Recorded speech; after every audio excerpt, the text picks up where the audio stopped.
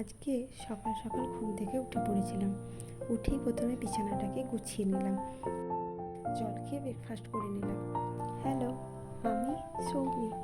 আমি থাকি ভুবনেশ্বরে। আমার এখানকার ডেলি লাইফ তোমাদের সবার সাথে শেয়ার করছি।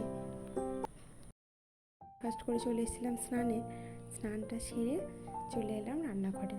আজকে রান্না হবে উচ্ছে আলু ভাজা, পনিরের তরকারি আর ডাল। তো সেই জন্যই সবজিগুলোকে আগে কেটে নিচ্ছি এখানে, এরপর পনিরটাকেও কেটে নিলাম। পনির কাটা হয়ে গেলে পনিরটাকে ভেজে নিলাম, ভেজে আমি তরকারি করলাম। তরকারি হয়ে যাওয়ার পর আমি লাঞ্চটা করে নিলাম। লাঞ্চ করে একটু রেস্ট নিয়ে নিলাম। আমার ভিডিও যদি আজকে প্রথম দেখে থাকো তাহলে কিন্তু অবশ্যই আমার চ্যানেলটিকে সাবস্ক্রাইব করে পাশে থেকো।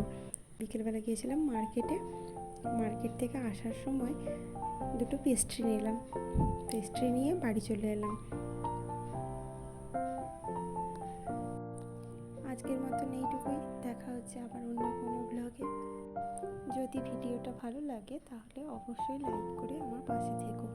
Thanks for watching.